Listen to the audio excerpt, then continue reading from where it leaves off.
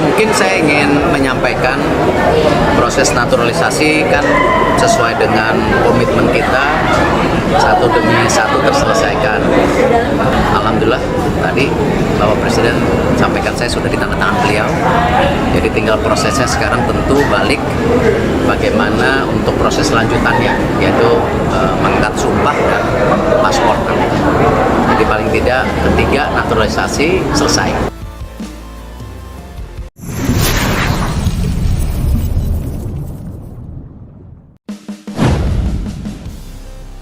Siap guncang Piala Dunia 2026, Ketum PSSI naturalisasi 5 pemain kelas dunia sekaligus demi lolos kualifikasi Piala Dunia 2026 round 4. Langkah besar yang diambil PSSI dengan menaturalisasi 5 pemain kelas dunia sekaligus menjadi pembicaraan hangat bukan hanya di kalangan pecinta sepak bola dalam negeri, tetapi juga di level internasional. Naturalisasi bukan lagi sekadar langkah tambahan, melainkan strategi utama yang dipandang realistis untuk menghadapi persaingan di babak round 4 kualifikasi Piala Dunia 2026 zona Asia.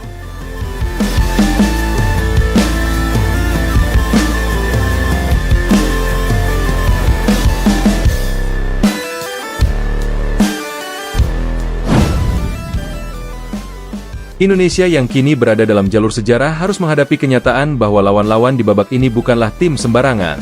Mereka adalah raksasa-raksasa Asia yang sudah berulang kali tampil di Piala Dunia dan memiliki infrastruktur sepak bola jauh lebih mapan. Karena itu, PSSI menilai opsi menambah kekuatan lewat pemain berkelas dunia merupakan kebutuhan mutlak. Sebelumnya, masyarakat Indonesia sudah menyaksikan dampak positif dari gelombang naturalisasi. Nama-nama seperti Jordi Amat, Elkan Bagot, Ivar Jenner, Rafael Struijk, hingga Sandy Walsh berhasil memberi warna baru pada permainan timnas Indonesia.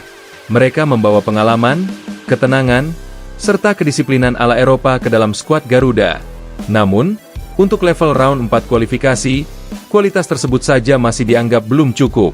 Tim-tim seperti Jepang, Korea Selatan, Arab Saudi, dan Australia memiliki pemain yang rata-rata berkarir di Eropa dengan jam terbang tinggi di liga top. Untuk itu, 5 pemain baru yang dinaturalisasi ini diharapkan bisa menyetarakan level permainan Garuda dengan para pesaing. Sumber internal PSSI membocorkan bahwa proses naturalisasi berjalan cepat berkat dukungan penuh pemerintah. Semua dokumen, baik soal administrasi, kewarganegaraan, hingga legalisasi FIFA, dipercepat agar para pemain bisa segera dimainkan. Tidak ada yang ingin kehilangan momentum, apalagi round 4 hanya tinggal hitungan bulan. Di balik layar, Erick Thohir memainkan peran penting. Pengalaman internasionalnya, khususnya saat menjabat sebagai Presiden Inter Milan dan memiliki jaringan luas di Eropa, mempermudah jalannya negosiasi. Bahkan, beberapa pemain disebut langsung tertarik karena melihat keseriusan Erick dalam membangun sepak bola Indonesia. Di sisi lain, pelatih timnas Indonesia, Patrick Kluivert, menyambut langkah ini dengan tangan terbuka. Kluivert memahami betul bahwa sepak bola modern membutuhkan kedalaman skuad yang merata. Baginya, 5 pemain baru ini bukan hanya penambah kekuatan, tetapi juga pelengkap puzzle dalam skema permainan yang ingin ia bangun. Sejak awal, Kluivert sudah menekankan gaya sepak bola menyerang dengan pressing tinggi. Untuk memainkan itu, dibutuhkan pemain dengan stamina prima, mental baja, serta pengalaman menghadapi tekanan pertandingan besar. Hal inilah yang ia yakini bisa dihadirkan oleh para pemain baru tersebut. Para pemain lokal juga merespons beragam. Ada yang merasa tertantang karena harus bersaing ketat merebut tempat di skuad utama, tetapi banyak juga yang mengaku senang karena bisa belajar langsung dari mereka. Bek muda seperti Rizky Ridho misalnya, mengatakan bahwa ia tak sabar bermain bersama rekan-rekan baru yang punya pengalaman Eropa. Menurutnya, berlatih dan bertanding dengan pemain kelas dunia akan menambah kualitas dirinya secara pribadi.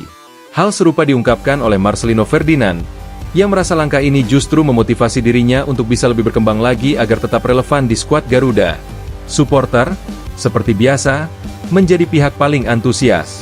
Di berbagai platform media sosial, dukungan membanjir.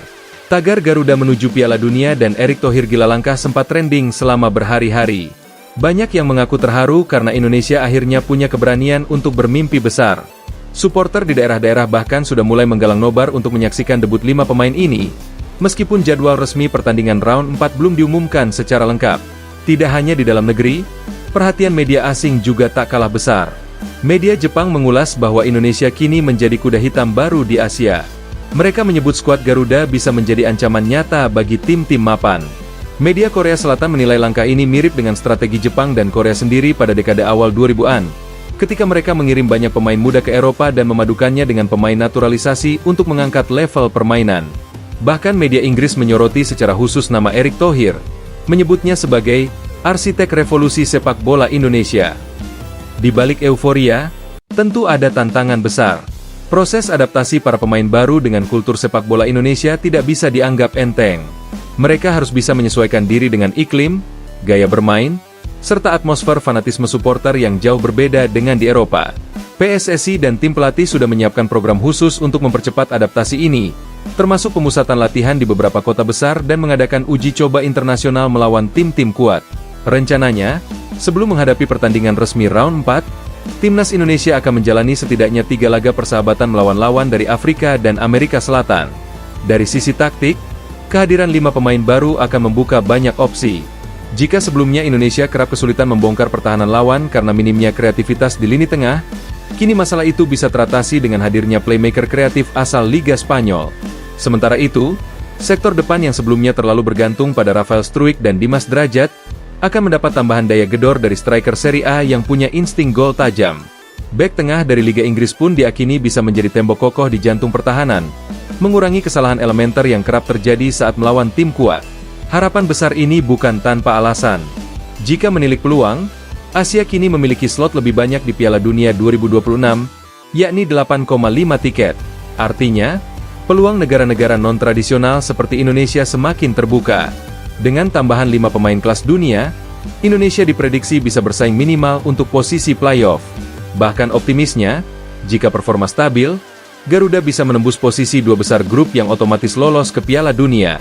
Dampak yang ditimbulkan dari langkah ini pun meluas ke sektor ekonomi dan politik. Banyak sponsor besar yang mulai melirik untuk mendukung timnas Indonesia karena melihat potensi eksposur global jika berhasil lolos. Industri sepak bola nasional diprediksi akan mengalami lonjakan besar, mulai dari penjualan merchandise, hak siar, hingga meningkatnya minat generasi muda untuk serius menekuni sepak bola.